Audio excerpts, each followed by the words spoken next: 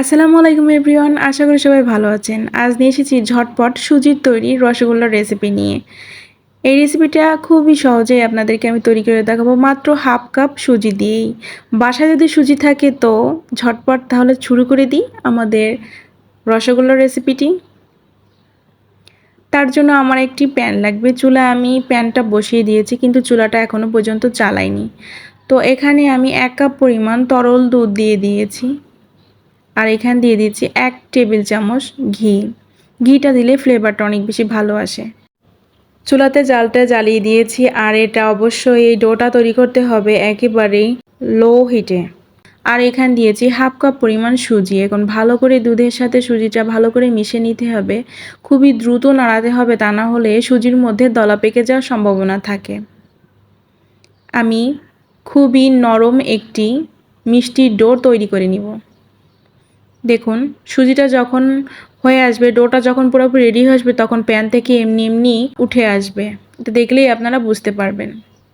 তো আমার ডোটা একেবারে রেডি, আমি একটি পাত্রে নামিয়ে রাখবো। ছড়িয়ে রাখছি যাতে খুবই দ্রুত এটা ঠান্ডা হয়ে যায়। একদম ঠান্ডা করে কিন্তু এই মিষ্টিটা বানানো যাবে না, তাহলে মিষ্টিগুলো ভালো হবে না। এখন চুলাতে শিরা তৈরি করার জন্য আমি এখানে একটি প্যান দিয়েছি আর প্যানে 1.5 কাপ পরিমাণ নর্মাল পানি দিয়েছি আর 1 কাপ পরিমাণ চিনি দিয়েছি, 2টো এলাচ দিয়েছি ফ্লেভারের জন্য। শিরাটা অনেক বেশি ঘন বা অনেক বেশি পাতলা এমন কোনো কনসিস্টেন্সি নেই। শুধুমাত্র পানিতে একটু বলক আসলেই আর চিনিগুলো গলে গেলেই শিরাগুলো রেডি হয়ে যাবে। ব্যাস, আমার শিরাটা আমি ঢাকনা দিয়ে একটা সাইডে ঢেকে রেখেছি।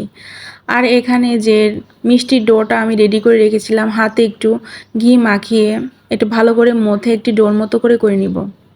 এখন আমি আমার সাইজ মতো রসগোল্লার সাইজটা করে নিচ্ছি। আপনারা আপনাদের সাইজ মতো রসগোল্লার সাইজ ছোট বড় করে নিতে পারেন। আমি এমনভাবে করে নিচ্ছি। এভাবে করে সব রসগোল্লাকে আমি বানিয়ে নিব। আমার সব রসগোল্লাগুলো রেডি হয়ে গেছে। এখন আমি এটা যে শিরাটা রেডি করে রেখেছিলাম সেই শিরাটির মধ্যে দিয়ে দিব। শিরাটি আমি ঢাকনাতে ঢেকে রেখেছিলাম।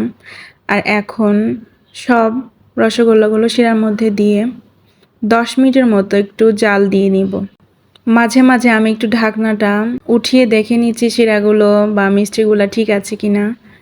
তো এভাবে করে দেখুন রসগোল্লাগুলা ফুলে শিরাগুলো টেনে নিয়ে একেবারে ডবল হয়ে গেছে। 10 মিনিট হয়ে গেছে আমি জাল করে নিয়েছি শিরার সাথে। এখন আমি এটাকে 2 থেকে 3 ঘন্টার জন্য রেস্টে রেখে দিই। এখন 2-3 ঘন্টা পর আমি চলে এসেছি, নামিয়ে নিয়েছি। নামানোর পরে দেখুন এই যে আমার রসগোল্লাটা হয়ে গেল খুবই ঝটপট এবং খুবই তাড়াতাড়ি। আর কতটা নরম হয়েছে এটা আপনারা দেখলেই বুঝতে পারছেন।